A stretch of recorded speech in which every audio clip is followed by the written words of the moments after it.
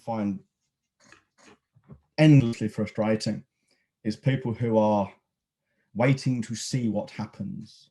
Oh, no. These people, yeah, these people were waiting to see what happened back at the end of March 27th, the first lockdown here started. Well, people were waiting to see what happened then. And having seen what happened, they're still waiting to see what happens.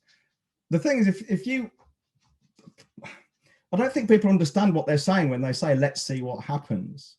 What they're actually saying is, I'm going to do nothing. I'm going to let external events decide what happens to me. That's what they're saying. Yeah. Mm-hmm. I'm just going to sit and watch what happens around me, and I will be affected by it. It's like being in a storm and buffeted by the wind. I'm just going to let it blow me from pillar to post. Mm-hmm. What they're not saying is, okay, I know it's really shit out there, and it is, but what the fuck was that? Oh, 9 active hours apparently. What they're not saying is, it's really shit out there, but I know I've got this marketing machine that's running all the time. And I know if I keep turning this handle, I will get some results. I'm going to keep doing that as best I can. But I know I'm not going to do anything. I'm just going to sit and wait and see what happens. Save my money. Yeah. Now, here's it's a true story. It's more than one story, but I mean, there are people I spoke to on the phone, Zoom. Well, was it Zoom? It would have been the phone, whatever. Skype. 2.5 years ago, coming up for 3 years ago, who were telling me things, how shit their businesses were. And at the end of the call, they didn't come on board with me, some of them, and they just said, we'll wait and see. I still see them posting on LinkedIn, complaining about the same things they complained about 2.5 years ago. Right? So a guy I spoke to, you know this one, the brickie I spoke to back in, before COVID, so nearly a year ago, doing over $1 million a year, didn't even know if it was profitable. Do you remember? Yeah, I do. He said he was going to wait and see. He's probably still waiting and seeing. I find it I'm thinking of someone else. I know who you're on about. Oh, yeah, he wasn't a dickhead. He was a nice bloke, but yeah, he was deluded. Nice. I mean, there are times when things are beyond your control. Well, like the whole COVID thing is beyond your control, our control. For instance, we're waiting for stuff to be delivered, stuff that I ordered weeks ago. Sarah's getting Mrs. EBG. She's getting aerated because there's a few supplements that she needs that aren't arriving in time.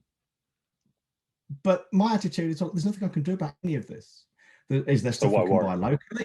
If there is stuff we can buy locally, let's buy that. If we can't, there's nothing you can do about it. Or get on a plane and go and fetch it. If you can't do that, then there is nothing you can do about it. So there's no point in worrying about things you can't do anything about. Do what you can do. Eat different food, maybe. Buy locally sourced supplements that might be equivalent. Do different exercises, whatever. But beyond that, you can't make DPD deliver the parcels. You can't. It just does my head in. Focus on what's in front of you. Change what you can. There's no point in worrying about the rest. And then people will say, get all emotional. Oh, you just don't care about me. You don't care about any of this, do you? Well, no, I don't actually. I care about you, but I don't care about any of this. There's no point in caring about it. It's wasted emotion. Yeah, absolutely. Thing is, my misery loves company, Donna. Misery does love company. And just going back to those wait and see people, yesterday we spoke about how we are river people. But I just want to make it clear, we're like guided, protected, lazy river people. We'll ride that river because we know roughly, we know where we're going, where we want to end up, and we've set reachable goals in between. These people that are saying, oh, let's wait and see before I make this decision, let's wait and see before I do that. You're in a rubber dinghy in the middle of the fucking ocean. No one knows you're there and there's a storm coming.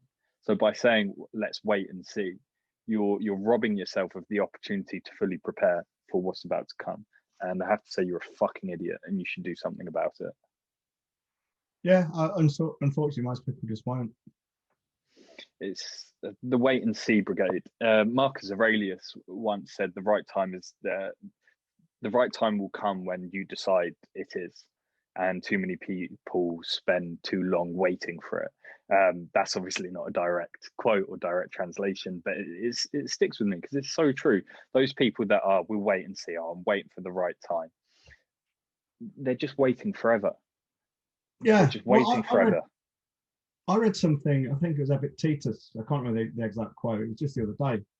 And what he was saying was, death is inevitable for all of us. And once we realize that, there is no reason not to try anything and everything. There's no reason to be cautious about anything, you know. Leave that job, sell that house, do what you really want to do, because ultimately you end up in the same place anyway.